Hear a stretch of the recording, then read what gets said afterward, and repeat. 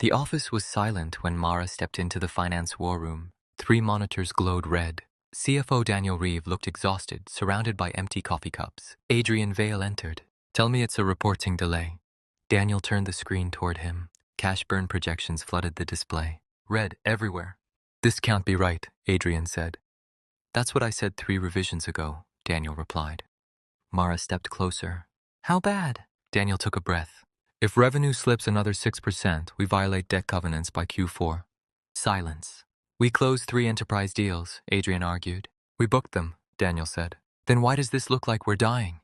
Daniel met his eyes. "Because nobody's been honest about implementation costs." The room froze. "Who knew?"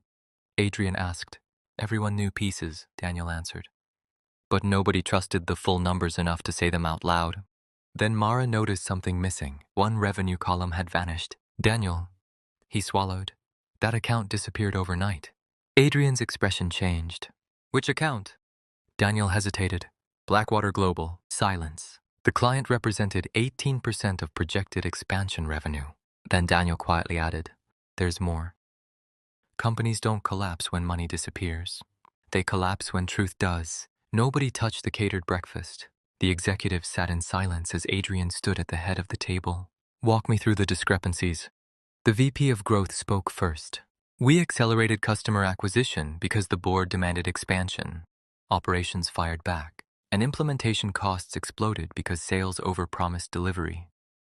"We closed what we were told to close," sales replied. Mara cut through the argument.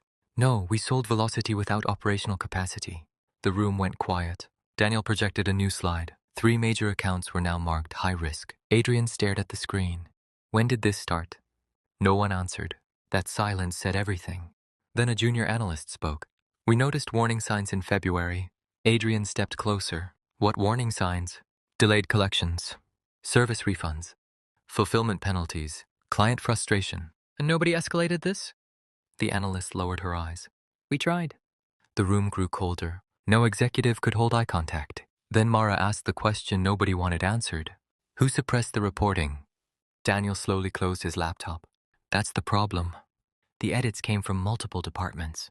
The realization hit hard. This wasn't one mistake. It was a culture of avoidance. Then Adrian's phone vibrated. Unknown number. One message. "You still think this is about accounting?" Adrian stared at the screen. Someone inside the company was watching everything. The most dangerous lies are the ones organizations agree to protect together. Rain tapped softly against the glass skyline. Seraphine sat across from Adrian. "You look exhausted." "That obvious?" Adrian asked. She shook her head. "No, you look hunted." Adrian sighed. "The numbers are worse than anyone realized." Seraphine nodded. "That usually means the emotional damage started before the financial damage." "How do you know that?" "Because investors don't study spreadsheets first." She leaned forward. "We study leadership behavior." Adrian remained silent.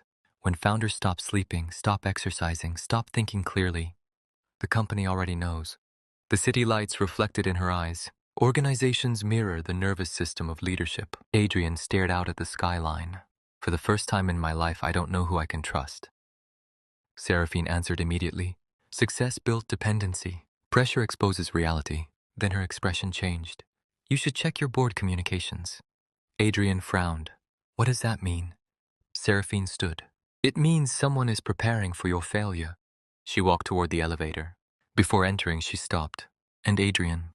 He looked up. "Lucian Voss never attacks first." The elevator doors opened. "He waits until people attack themselves."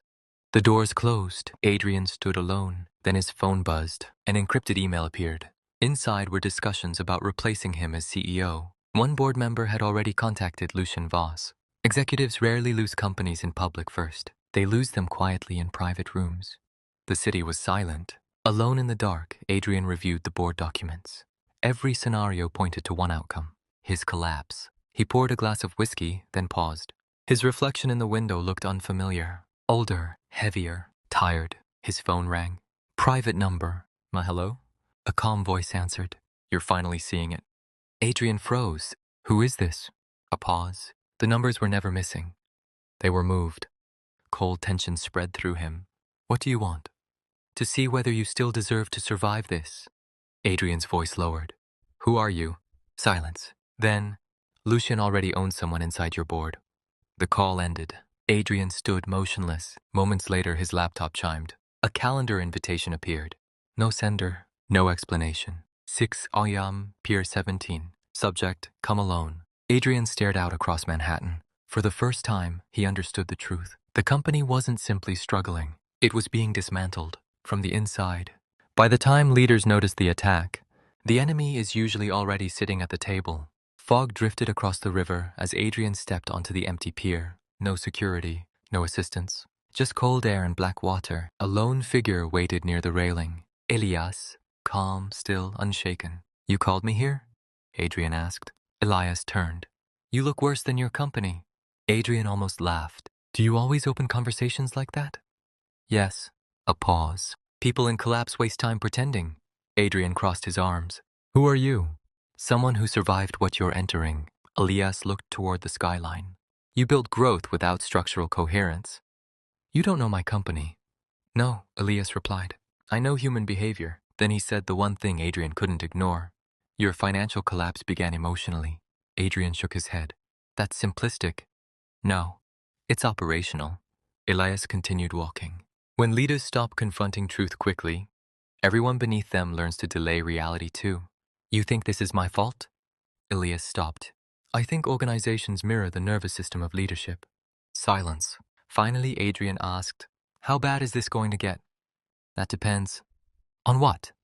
Whether you keep defending the version of yourself that created this. Adrian's phone buzzed. Board notification.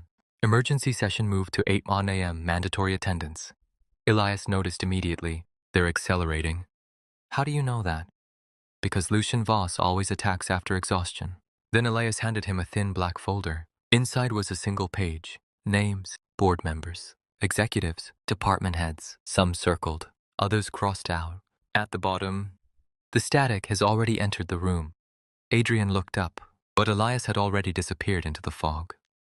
Collapse becomes inevitable when exhaustion starts making decisions. Nobody greeted Adrian when he entered. The silence told him everything. Lucien Voss appeared on the main screen from London, calm and watching. Board Chairman Victor Hale folded his hands. We need to discuss stabilization options. Adrian sat down. Call it what it is. Victor didn't hesitate. We are evaluating leadership continuity. There it was. Across the table, Mara looked down. Daniel looked sick. Lucien finally spoke. Adrian built something remarkable. A pause. But remarkable companies still require operational discipline. Adrian leaned forward. You funded this? Lucien smiled. No. You created vulnerability. I simply recognized it faster. Victor opened a financial projection. Under current burn conditions, we estimate 6 months of survivability. Adrian studied the numbers. For the first time, they looked honest. Then Lucien spoke again. The tragedy is not the revenue loss.